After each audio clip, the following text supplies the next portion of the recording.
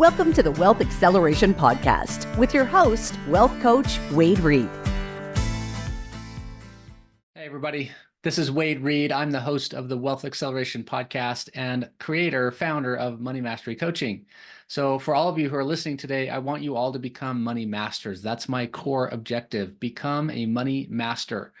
So we are going to deal with topics that relate to mastering money.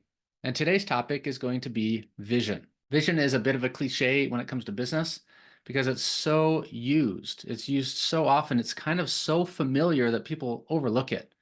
And yet it's so crucial to success in life, to success in business, and to success with money. Yes, we need to have a vision for our money. We need to have a future that we envision with regard to how we deal with money, the things that we're able to accomplish with money, the trips we're able to take, the type of life that we get to have. In other words, we need to have a vision for our life. And the only way that we accomplish what we want to in life is by using money. Well, again, if you've been around for any period of time, money is a tool, or it's like a shovel for that matter. It's a tool that allows us to accomplish a certain task. Money is a tool of exchange, is its primary function. It allows us to give and take one with another without having to barter. So barter is an old school thing, guys. Bartering used to be like, I've got pigs, you've got cows, I need cow meat, you need pig meat, let's trade. I know how to make clothing, you know how to make pies, let's trade. You know what I mean? It's an old school way of exchanging. And so we had to facilitate that and make it easier. And we came up with ways to do that. And we call that money. It used to be gold and silver. It's not so much that anymore, but paper currency known as the dollar. And today, digital currencies such as Bitcoin and other things like that are ways that we exchange with one another. So why does vision matter? Well, when we deal with vision, like my favorite place, because I'm a religious guy. I've grown up always with a heavy focus on my religious life. I believe in God. I'm a huge believer that if we don't have a clear faith, then we're often kind of absent of a vision. Having a godly future gives me motive to do right by people, to do what's right and let the consequences follow. I believe in a just God. I believe that life has all that we need, that this world has everything that we need and more, and that if we'll use it wisely, we can have all the things we desire and everyone else can have all the things that they desire because we won't do harm to one another. That's the world I live in and the belief system I have. So the Old Testament talks about vision. In essence, it says in the Proverbs, where there is no vision, the people perish. And this had to do with leadership. If the leaders of a group of people are unclear on what's to happen, where we're headed in life, where the group is intending to go, such as Moses of the Old Testament when he took people out of Egypt and they went into a wilderness. He had to have such a clear vision driving him because of his belief in God and the visions he had in speaking with God, that he knew that they were doing the right thing. So he took them out of Egypt, where even though they were slaves, there was still a sense of familiarity, took them out of that life, crossed the Red Sea into what's just simply called the wilderness. And they spent 40 years wandering in a wilderness, which is basically a desert in that part of the world. And because they had lost their focus on what their future was about, they wandered for 40 years. A whole generation had to die off before the vision that Moses had for them was able to be fulfilled. And they were able to take over the land of Canaan and start a new life for themselves as a free people. So we too are in a form of bondage. It's a financial bondage based on a system that was created for you, not by you, but for you by people who came before you. And so it's not your fault that you may not have the clear vision for your future and how to deal with money because you've been told and taught and trained and educated to do things a certain way. And so we have to look historically at money in order to determine what we can do today, how we can make things different, and how we can thrive even more than what you currently are. If you're not in a state of thriving, that you can get into a state of thriving. So let's look back about 100 years to the time of Henry Ford. Henry Ford had a very clear future. He wanted to have everyone own a Model T. He wanted to have the automobile become so available so cheaply available that everyone could have a new form of transportation that would replace horse and buggy. Well, people pushed back and pushed back and pushed back, but his vision was so strong, he gathered people into his factories, he gathered engineers, and his vision was able to come to fruition over time. How did he attract people into his factories when there were other manufacturers trying to do the same thing? Well, he instituted a $5 a day wage. And at the time, that was about twice as much as what the typical wage was. So in essence, he pulled the best talent and new talent, people who were otherwise farmers in a subsistence lifestyle. He pulled them into a work environment where they could make more money than they had ever known in their entire lives. And this unintentionally ushered in the state of the world that we live in, which is consumerism. People typically were subsistence farmers. They lived day to day, hand to mouth, and they had a decent life. They got by. They enjoyed family relationships. They created memories, but they did not have leisure. They did not go on trips. They did not fly across the world. They did not have nice clothing. They did not have customizable vehicles. They did not have all these things that we enjoy today, 100 years later. And for the first time in people's lives, they had surplus. So due to a lack of vision for what they could do with that surplus, they succumbed to other people's visions. People who had visions to start businesses to create a leisure industry. Well, people have extra money. Well, what if I start a business and take people on trips? Well, cool. Now we have a leisure industry. Somebody had vision and drew people in to spend their surplus cash and keep them more or less in a subsistence lifestyle, because everyone was so used to that. They had to find something to do with their surplus. They couldn't store it up like they could grain and plant it and grow a harvest for that next year. Money wasn't like that. It was a physical object. It was paper. So they started to put money in banks. And so the banking industry starts to thrive even more. Well, banks have more cash than they know what to do with. So what do they start doing? They start lending more. They start offering things on credit. Credit becomes easier over time. And new industry comes up. Well, what if we could invest in other people's businesses? So like over time, the stock market becomes about, publicly traded companies become about. At the time of the Great Depression, there was only about 3% of people, maybe 5% of people who had any money in stock. Today, it's over 65%. 100 years later, at least 65%. It's probably more like 80 now. So the financial industry came up and trained, taught, and educated us that we should give our money to them instead of us having the vision of what we could do with it ourselves. Guys, are you starting to get the picture here? Vision matters. If we don't have our own vision, we succumb to somebody else's vision. So I'll ask the question sometimes, how you guys doing? When I meet, an old acquaintance, how you doing? Somebody says, living the dream. That's just a common phrase we use, right? It's just kind of a filler phrase. I'll live in the dream, and I'll come back and I'll ask them, well, whose dream are you living? And it kind of throws them off, and it's like, okay, that's a good question. I'm not sure. So we need to ask ourselves that secondary question, whose dream am I living? Is it actually mine? Have I actually envisioned my future sufficiently that I can create something I care about, that matters to me? So I want to share with you some of the vision I have in my business, Money Mastery Coaching. When I set out to do this, I've been at this over 18 years now, almost 2 decades. I've been working with money as a personal finance coach, as an advisor, as a wealth strategist. I've worked with well over 800 people one-on-one, often for a year at a time, doing coaching with them, intense, in-depth coaching, transforming the way they think about money. And vision is one of the first things we do. So in my business, the vision of Money Mastery Coaching is that we envision a world in which people are unburdened and unshackled from concerns about money, and instead free to pursue the life they love. First sentence, free to pursue the life they love because they're unshackled and unburdened from concerns about money. Second part here, we believe that people are happiest when they are optimistic about the future and when they are proactively and intentionally preparing themselves for both future crisis and future opportunities. That's actually a really big deal. Future crisis and future opportunity. So if you have a vision for becoming financially free, quote unquote, like most people that I talk to have this sort of vision. They want to be financially free, financially independent. We have to come up with a definition of what that looks like.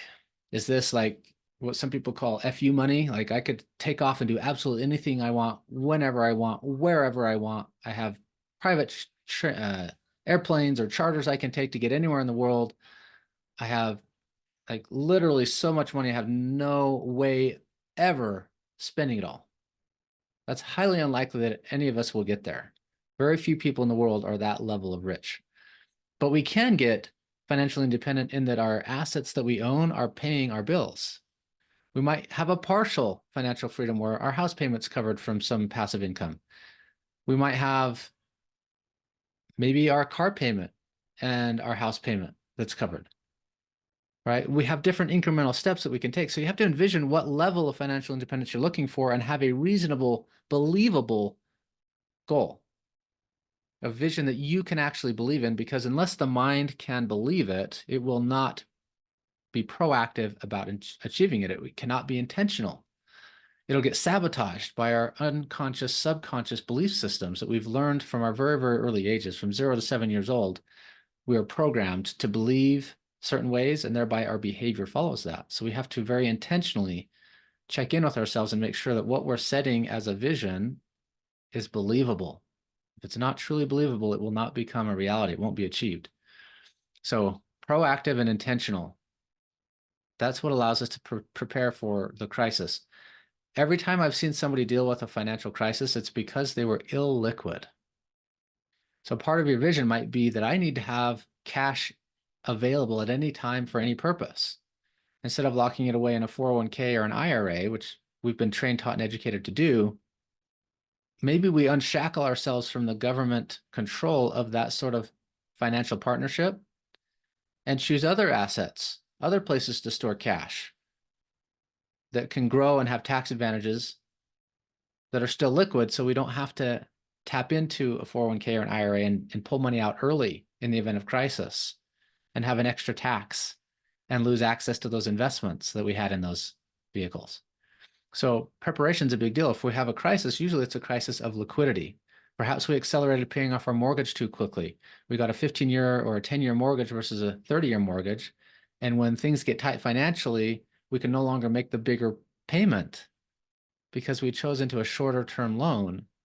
So by having a longer term loan, we have more freedom to deal with crisis. If we have a home equity line of credit against our house, we have liquidity on that equity that we've been building up instead of it being locked away in what I sometimes call money jail. So we need to have that vision of a future that allows for liquidity that we can deal with crisis. And that same liquidity can allow us to take advantage of an opportunity that somebody else can't. So instead of being in the space of FOMO, fear of missing out on something, because our money is all tied up, you can actually take advantage of it. Wouldn't that be beautiful? I love that. Okay, so the next part. In order to do our part to make the world we envision become a reality, we empower our clients to take control of their money and achieve their impossible dreams.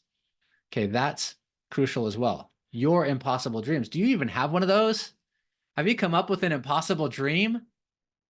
That's the power of vision. We have to imagine, we have to use this amazing gift we've been given of an envisioning imagination to create a future ahead of time that we care deeply about, that matches with our vision, our values and what matters to us, our principles, our priorities, and ultimately then create it. So ask yourself, are you in a place where you're living the life you love, where you're fulfilling what you might have seen as impossible dreams, that they're coming to fruition because you envisioned something beyond what the block might be? I'll give you a quick example. I have a person I met with who was exploring working with me. And one of his goals, he said, was to take a trip to Australia. This guy lived on the East Coast of the United States in the Baltimore, Maryland area, making a really nice income as a salesperson. And I asked him, well, what's holding you back?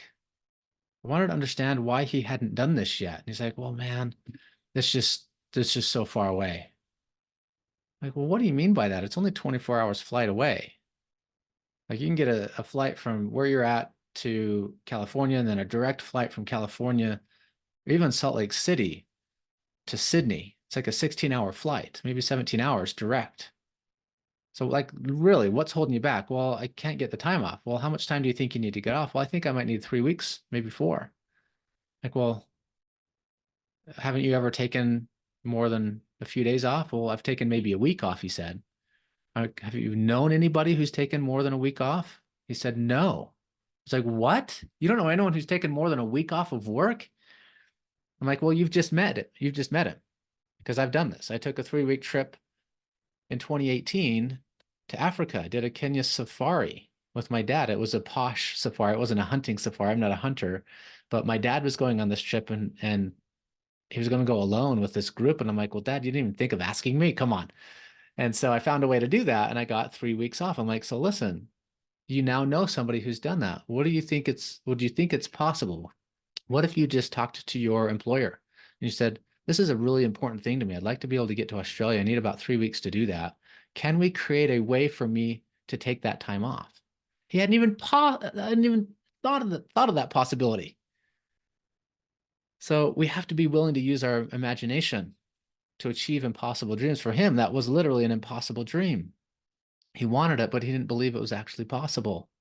So I'm hopeful. I haven't connected with him since that original conversation. We've lost track of each other, but I'm very hopeful that he's implanted that possibility instead of an impossibility. We want to work with people. We want the people we work with to live in a way that allows them to use their money as a tool for a better life rather than a source of stress. Tool for a better life rather than a source of stress. Money can actually be fun and easy, guys. I envision a world where money is fun and easy to work with, where we have systems in place that are easy to manage. We don't feel the same stresses that everyone else does around us because we're not living by the same set of rules. We live by our own rules. We don't have to keep up with the Joneses, quote unquote. We don't have to have the nicest house, the nicest cars because our neighbors do. Perhaps you want to live in a single wide trailer that costs next to nothing so that you can go travel. Well, do it. Perhaps you don't care about the nice car. You want to drive the junker so that you have money instead to invest in rental properties. Maybe you want to start a business, and so you have to live a life that's different than your neighbors so that you can choose into that impossible dream, to that life you want to love and do things differently. Guys, I believe that if you will create a vision for your future, you will live into it. It will become a reality as long as it's a believable vision and it matches with your values and priorities in life. So the right knowledge and the right encouragement really do make all the difference. The right knowledge, right? I've found that when people are misunderstanding things like the 401k and the IRA and how illiquid they are and how risky they are in the stock market, people somehow have come to believe over the past 40 years that you'll just automatically be a millionaire if you invest in your 401k. It's not true. The average American at 65 only has about $65,000 in their 401k. It's shocking because they live by somebody else's dream. So my invitation to you guys is to choose into proactivity. Be proactive in your life. Create a vision for your future that you care about, that nobody else has to care about but you. You don't have to share it with anyone unless you're married. Share it with your spouse. Share it with your kids if you have kids. Share it with an accountability partner, somebody who will believe in you and help hold you accountable to achieving that. Somebody that will look up to you, somebody that will help you accomplish it. But you don't have to share it with anyone. If you just do something you believe in, people will naturally be attracted to you and start doing things like what you're doing. In fact, you'll probably find a group of people who believe the same way, and you may start spending time with new groups of friends because you have a different envisioned future. Now, one of my favorite mentors, his name is Jim Rohn, and several others of his day and age. He's now passed away. Zig Ziglar's passed away, but some of these greats used the phrase that if you can believe it, you'll achieve it. If you can imagine it and believe it, you can achieve it. They also said you become like the top 5 people you spend the most time with. So our entourage, those we spend time with, really matter. Choose friends and associates and colleagues and spend the most time with family members who are encouraging of you, who are loving toward you, who want to see you thrive. Find groups of people like that. They exist. I promise you that. If you don't currently see that, I promise you they exist. Start acting as though you are worthy of friends like that. Start seeking them out. Start asking questions. Spend time in new forums online. Connect with certain groups. actually follow an ad even, so you can talk to somebody who's doing things that you might want to be doing, even if you never do business with them. At least you meet somebody new. Be courageous. Do something that matters. And again, I encourage you to create a life that you love by having a vision for your future. Thanks for tuning in to the Wealth Acceleration Podcast. We hope the insights from today's episode help you streamline your finances and grow your wealth stress-free. For show notes from today's episode and more tips on creating a comprehensive wealth-building plan, visit moneymasterycoaching.com. Remember, financial freedom is attainable. Until next time, keep accelerating towards your goals. See you on the next episode.